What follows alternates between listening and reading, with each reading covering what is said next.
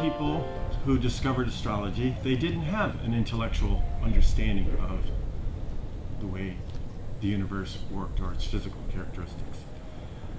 They used the tools that they had to interpret, to gather, and deduce what was true. And those tools were instinct and intuition. They didn't have a written language or an alphabet. So they used symbols and diagrams to express what they were observing in nature. So astrology was born from intuition. It's an intuitive view. The ancient people, they saw images, they saw figures in the sky, they felt the spirits of things, they could see the energetics of the elements, things like this. It was something that they felt, I think, more than intellectually understood. So for us today, I feel like it is a tool that will help us get back in touch with our intuition. So the zodiac is a language, and it's an intuitive language. It's a language that arose out of intuition. So the zodiac represents the entire cycle of the year, and the signs represent the facets which compose that greater cycle. When we take those principles and we apply them to consciousness, we see that the zodiac represents the entirety of human consciousness, and the signs represent the facets which compose the entirety of human consciousness.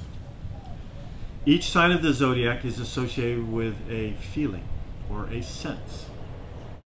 So through understanding the basic primal energetics that each sign represents, we get a feeling and an understanding for a certain aspect of our consciousness that is a motivating force.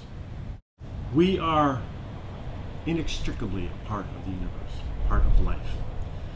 At the moment of birth, we are an expression of life.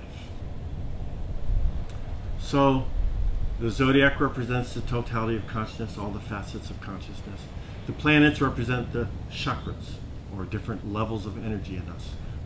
When we're born, the birth chart represents a sort of snapshot of just where everything was in the sky at that moment. And what it shows is how at different levels of our being, at different levels of consciousness, we gravitate out into different areas of consciousness and we form an expression. Now there's no measure of this, of good or bad or better or worse. Everyone is just unique.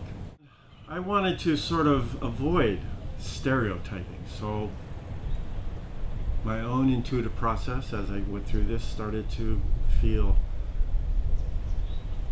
well, how is this information useful and valuable? And it sort of came from other studies, my spiritual studies, where I realized that, well, the secret of life is actually balance.